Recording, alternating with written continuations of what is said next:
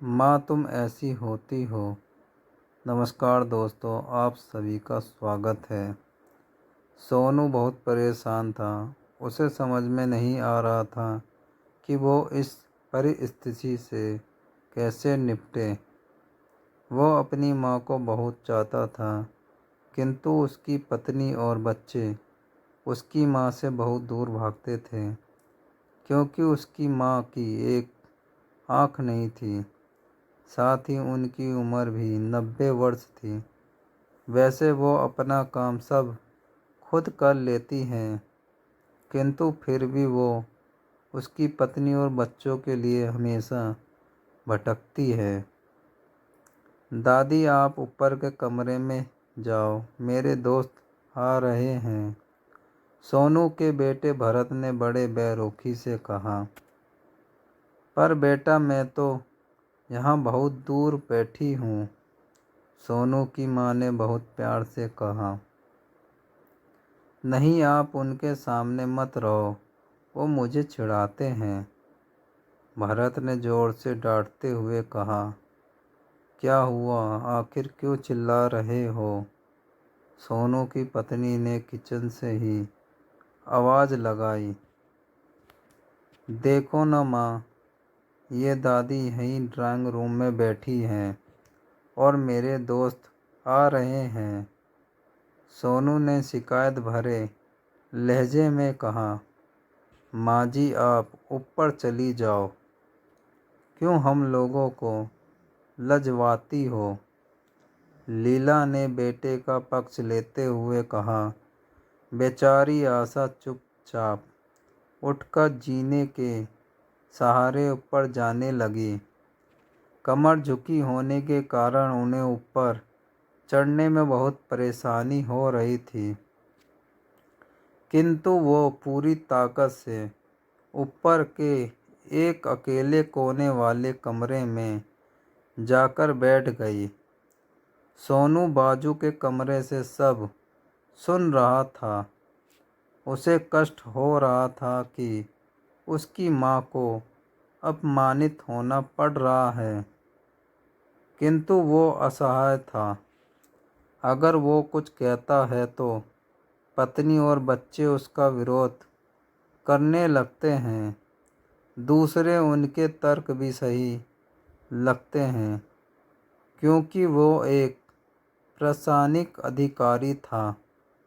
उसका सामाजिक स्तर बहुत ऊंचा था। उसकी ससुराल भी एक उच्च घराने में थी, अतः वो चुपचाप इस तरह हर दिन अपनी माँ को अपमानित होते देखता रहता था। रात को सोनू की पत्नी ने कहा, देखो जी, अब कुछ करो। कल कलेक्टर साहब की पत्नी आई थी। माँ जी अपनी देसी धुन धारा में उनसे मिली। मुझे बहुत शर्म आ रही थी बताते हुए कि ये मेरी सास है। मैंने कह दिया कि दूर की रिश्तेदार है, इलाज कराने आई है। सोनू को रोना आ गया, किंतु फिर भी वो चुप रहा। उसे समझ में नहीं आ रहा था कि वो क्या करे। अपने बेटे की मन स्थिति को आशा अच्छी तरह से जानती थी और बेटे को कोई कष्ट न हो, इसलिए वो हर बात को चुपचाप सह लेती थी। सोनू बहुत उदास रहने लगा। एक तरफ परिवार और सामाजिक स्तर पर जीने की प्रतिबद्धता थी, तो दूसरी ओर माँ आखिरी माँ से अपने बेटे की ये हालत नहीं देखी गई। एक दिन उसने अपने बेटे से कहा, सोनू, बहुत दिन हो गए हैं, मैं अपने गांव जाना चाहती हूँ, मुझे वहाँ पहुँचा दो। मेरा यहाँ मन नहीं लग रहा। किंतु माँ, वहाँ तो कोई नहीं है, तुम्हारी देखभाल कौन करेगा? सोनू ने आश्चर्य से पूछा। अरे सब गांव वाले तो है, और वहाँ तुम्हारे मामा जी तो उसी गांव में रहते हैं, और फिर हम सारी व्यवस्थाएं कर आएंगे। लीला को तो जैसे मन की मुराद मिल गई हो। हाँ बेटा, बहू सही कह रही है, आशा ने लंबी सांस लेते हुए कहा। सोनू जानता था कि गांव में माँ की देखभाल करने वाला कोई नहीं है, लेकिन अपनी पत्नी की जिद के कारण वो अपनी माँ को गांव छोड़ने पर विवश हो गया। माँ को गांव छोड़कर आते वक्त उसे रोना आ रहा था तथा अपनी बेबसी पर गुस्सा भी आ रहा था, किंतु परिवार, पत्नी और समाज ने उसके मनोभावों को दबा दिया और वह सुकून सा महसूस करने लगा। कुछ दिनों के बाद उसके चाचा, जो अमेरिका में रहते थे, आने वाले थे। जब सोनू बहुत छोटा था, उसके पिता जीवित थे, तब वो भारत आए थे, और उसके बाद वो अब भारत आने वाले थे। पूरा परिवार और आस पड़ोस बहुत उत्साहित था। अमेरिका से सोनू के चाचा आ रहे थे। डॉक्टर सुनील ने जैसे ही घर में कदम रखा, सब ने मिलकर बहुत उत्साह से उनका स्वागत किया। सोनू से बोला, भाभी नहीं दिख रही, कहाँ है? डॉक्टर सुनील ने उत्सुकतापूर्वक पूछा। जी, वो गांव में रहती हैं, यहाँ उनका मन नहीं लग रहा, लीला ने सपाट लहजे में उत्तर दिया। डॉक्टर सुनील ने सोनू की ओर देखा तो सोनू ने अपनी आंखें झुका ली। डॉक्टर सुनील अब समझ गए। बोले, कल हम भाभी से मिलने गांव चलेंगे। सब लोग। दूसरे दिन सभी लोग गांव के घर में पहुँचे। देखा कि आशा को बहुत तेज बुखार है और वो पलंग पर असहाय पड़ी है। डॉक्टर सुनील दौड़कर आशा के पास गए, उनके पैर छूकर रोने लगे। आशा की ये हालत उनकी कल्पना से परे थी। वाह बेटा सोनू, तूने तो नाम उजागर कर दिया।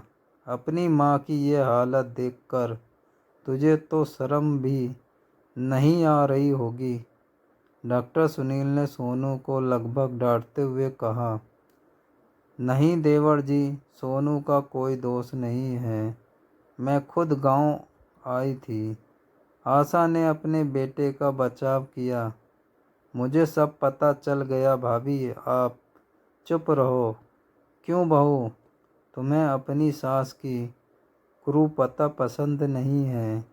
समाज में तुम्हें नीचा देखना पड़ता है ना? डॉक्टर सुनील ने लीला की ओर व्यंग से देखा। लीला निरुत्तर होकर सोनू को देखने लगी। आज तुम जिस सामाजिक स्तर पर हो, वो इन्हीं की संघर्षों की देन है।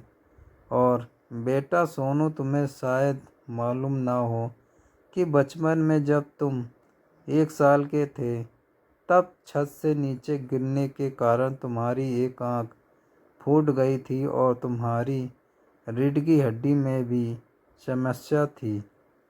तब तुम्हारी इस क्रूप माँ ने अपनी एक आंख और अपना बोन मेरो तुम्हें देकर इतना सुंदर स्वरूप दिया था। लीला बेटा, अपने सालों तक संघर्ष करके बेटे को प्रशासनिक अधिकारी बनाने वाली इस संघर्षशील औरत की तुम लोगों ने ये दशा कर दी। तुम्हें ईश्वर कभी माफ़ नहीं करेगा। डॉक्टर सुनील की आंखों से आंसू जलधारा बह रही थी। अब भाभी, आप मेरे साथ अमेरिका जाएंगी। यहाँ इन स्वार्थी लोगों के बीच नहीं रहेंगी। डॉक्टर सुनील जो उसके चाचा थे, उन्होंने जो राज बताया उसके बाद तो सोनू को यही लग रहा था कि उससे ज़्यादा पापी इंसान इस दुनिया में कोई और है ही नहीं। वह दौड़ता गया और माँ आशा के कदमों से लिपट गया। माँ, मेरा अपराध अक्षम्य है। मैं जानबूझकर चुपचाप रहा, आपका अपमान करवाता रहा। अब सिर्फ आप ही उस घर में मेरे साथ रहेगी और कोई नहीं। सोनू ने अग्नि दृष्टि से अपनी पत्नी और बच्चों को देखा। लीला को भी बहुत पश्चाताप हो गया रहा था, किंतु उसकी हिम्मत नहीं हो रही थी कि वो आशा से आंख मिलाए। आशा ने लीला की मन स्थिति को समझकर उसको पुचकारते हुए अपने पास बुलाया और सोनू को डांटते हुए कहा, खबरदार, जो मेरी बहू को मुझसे अलग करने की कोशिश की तो तुझे ही घर से बाहर निकाल दूंगी। लीला और बच्चों ने आशा के पैर पड़ते हुए अपने व्यवहार पर माफ़ी मांगी और माँ के हृदय ने सबको माफ़ कर दिया। अगर आपको ये कहानी पसंद आई हो तो लाइक, शेयर और सब्सक्राइब करें। धन्यवाद।